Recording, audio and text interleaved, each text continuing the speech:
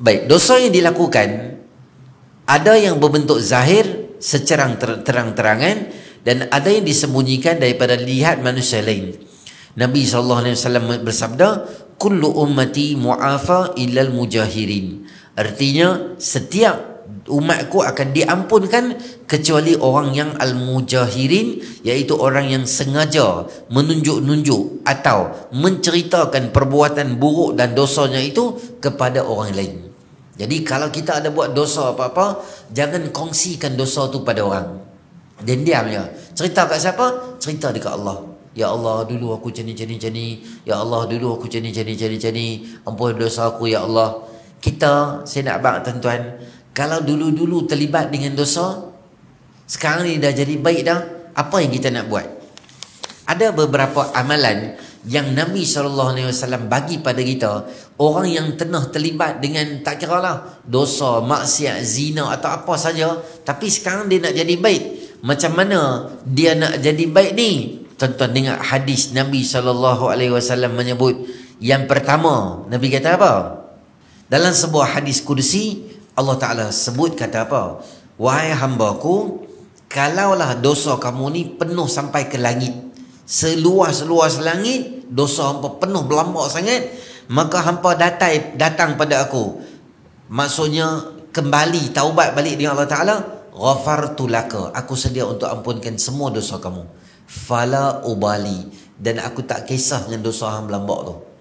Wahai hamba-Ku, andai sekiranya kamu datang pada aku dan jumpa aku dalam keadaan dosa kamu sebanyak-banyak seluas bumi, maknanya susun dosa dia penuh bumi sampai ke seluruh bumi ni penuh, dan hampa datang pada aku minta ampun ke aku, ghafartu laka fala ubali, aku sedia untuk ampunkan semua dosa hampa, fala ubali, aku tak kisah dengan dosa. Maknanya tak kisah di sini maknanya apa? Selagi hang nak jadi hamba, nak dekat diri Allah, aku suka benda tu. Dosa hang aku boleh maaf. Mai je jumpa aku, mengaku kesilapan kepada Allah Subhanahu wa taala.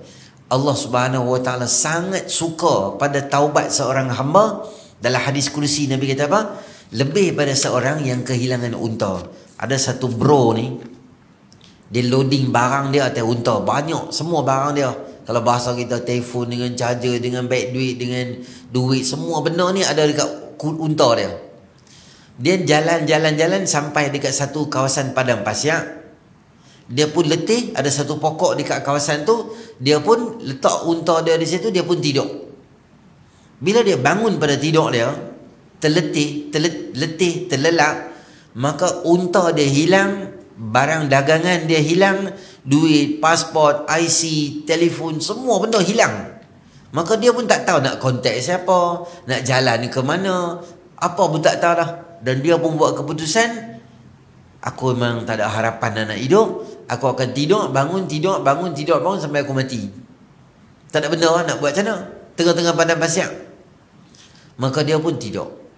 Bila dia bangun kali kedua, dia buka mata, unta dia ada depan dia. Unta dengan barang, dengan semua lengkap, satu barang tak hilang. Maka dia punya seronok sangat. Dia terima kasihlah ya Allah.